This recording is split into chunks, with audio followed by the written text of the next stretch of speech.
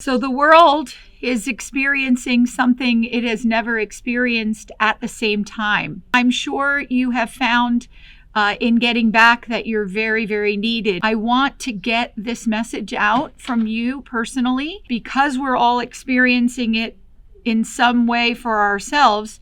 We can easily forget about others. And so I'm saying to you, I want to get the message to people to understand that number one, your foundation is vital, and you and what you're doing is truly God's work for the kids and the slums. What are you experiencing there for the Slum Child Foundation?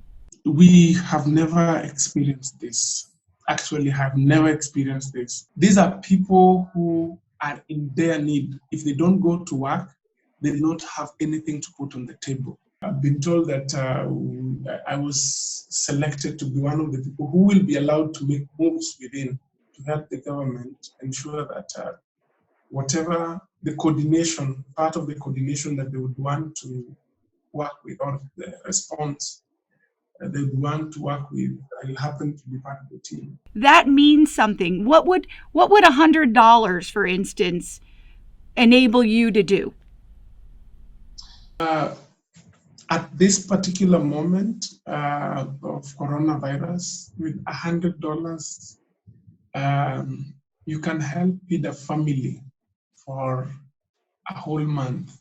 At this particular moment, again, if you have $100, you cannot just feed a single family and leave others away. I mean, we would prefer to have smaller portion for everyone.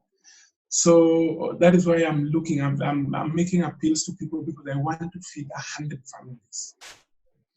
So it depends with whatever amount of money, because if you have around $20, you are able to buy the basic wheat flour, maize flour, a good portion of dry food that can keep you moving for some days. If you also have $20, $30 is enough to feed a child to be in school for some days. At the same time, it's enough to help us get some materials to help us teach a child or teach a teenage mother on how to make, for example, the face mask, or how to bake a cake. I mean, because we teach them at no cost. With $50, I mean, you are able to help someone start a small business by the roadside. They want to start selling tomatoes, they want to start selling onions, or something just by the roadside. Because if you look at the background behind, I mean, the history behind the formation of the Queen's Justice Project, is that we came up with this project purposely based on the number of cases that we were receiving. Most of these young women were victims of gender-based violence. And we went to the root cause, and we realized that in families that the father does not have a stable job, the mother stays at home. When the father comes back home and he does not have something to provide, he becomes, the moment the wife asks for something that can be cooked, that provokes the anger of the husband. So we realized that a lot of women were being abused, and we told them, why don't you come and we give you like the basic necessity, basic skills that can help you cope up with life. And to cope up with life, what we meant was that they're able to get, for example, right now you see we have the tailoring, so they know how to do the tailoring part of it, and they can have a small kiosk by the roadside to do something, or they can prepare some food stuff by the roadside, or sell some groceries by the roadside, or cereals by the roadside. And at the end of it all, if the husband does not have, the wife will be able to provide something. So that is the foundation as to why we came up with this. What I've always loved about you from when I met you last year is that you are naturally motivated to teach. It's going throughout you that people should learn.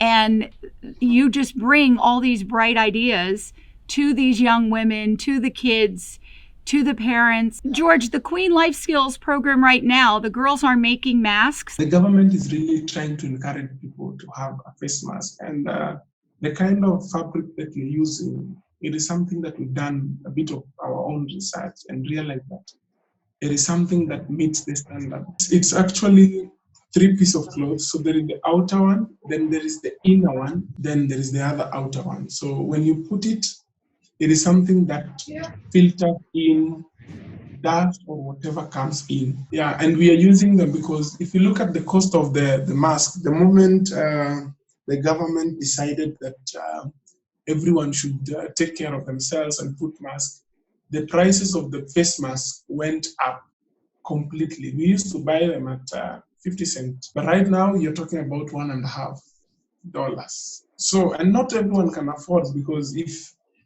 you get $1.50, will you think about buying food or will you think about buying a face mask? I totally understand. We also have a scholarship program whereby we ask people to support children in school. The government usually says that they have free, I'm saying free in quotes, free sort of education.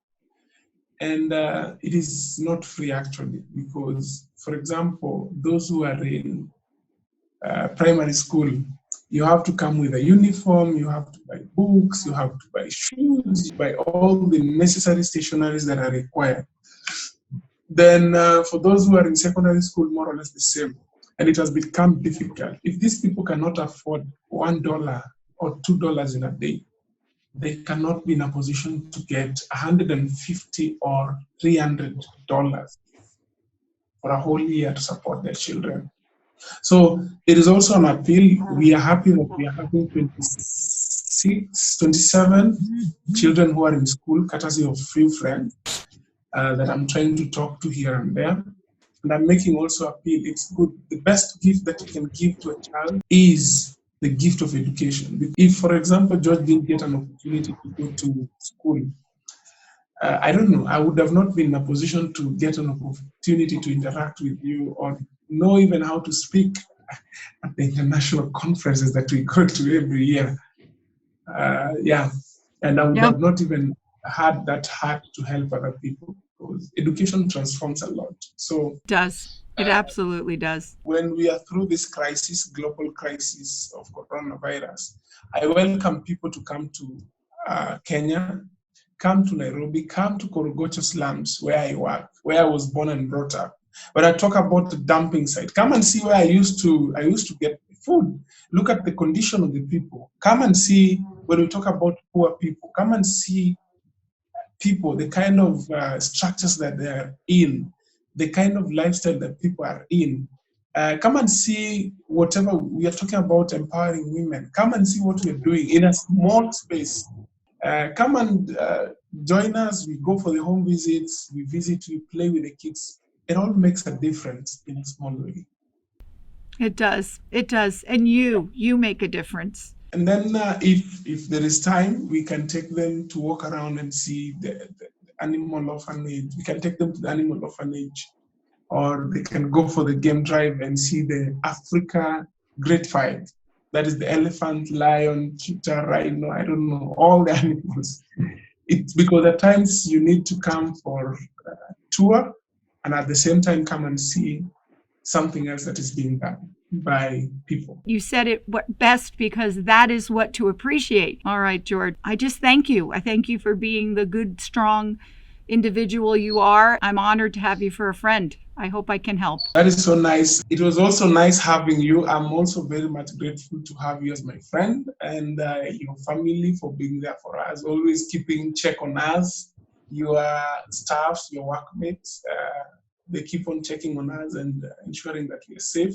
I'll just go buy the food stuff, and the best thing that I'll do is that I'll be distributing this food to people by myself into the houses. You bring food and everyone comes for it, and that gathering makes the spread to continue. So let's keep engaging, let's keep talking. I believe and I trust that we'll be able to help a lot of lives, because it pains me a lot. When I was growing up, starving was a normal thing. Sleeping and going without food was a normal thing.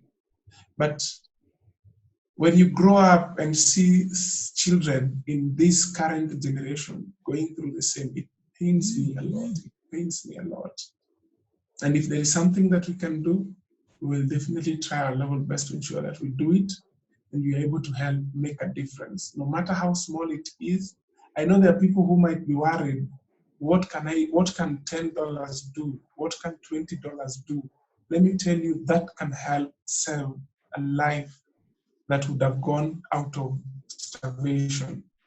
With that small that you think cannot do something, it can help make a difference, especially at this time that there is a complete crisis. It can really do a lot.